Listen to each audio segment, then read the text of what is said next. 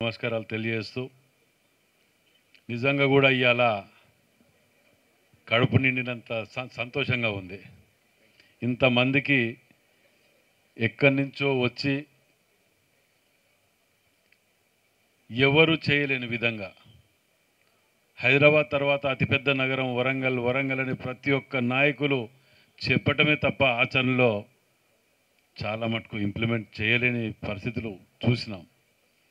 ఇలాంటి తరుణంలో వంశీ గారు నిజంగా కూడా ఇంతమంది నాగరాజు గారు చెప్పినట్టు మిమ్మల్ని కన్నా తల్లిదండ్రులని నిజంగా కూడా అభినందిస్తూ, మరి వారితో పాటు పెద్దలైనటువంటి జయపాల్ గారు కానీ మిగతా అందరు కూడా ఈ యొక్క ఆశయాన్ని తీసుకొని ముందుకు వెళ్ళడం మీరందరినీ కూడా ప్రత్యేకంగా అభినందిస్తూ వరంగల్ పక్షాన మరి ఇంతమందికి ఒక ఆశ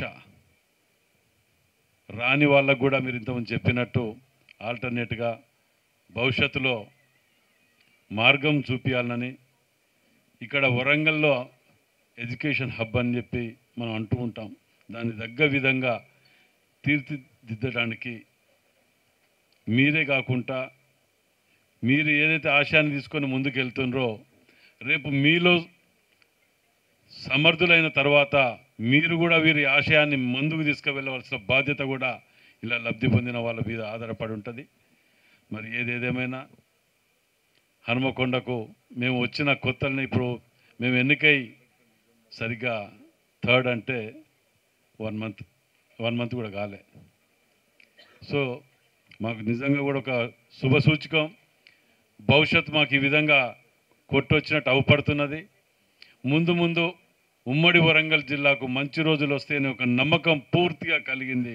మరి వంశీ గారు మీరందరూ కూడా ఒకసారి టీం అంతా కూడా వరంగల్లో కూడా హనుమకొండలో కూడా ఒకసారి విజిట్ చేయాలని చెప్పి మీకు వీలవుతాయి వస్తున్నారా?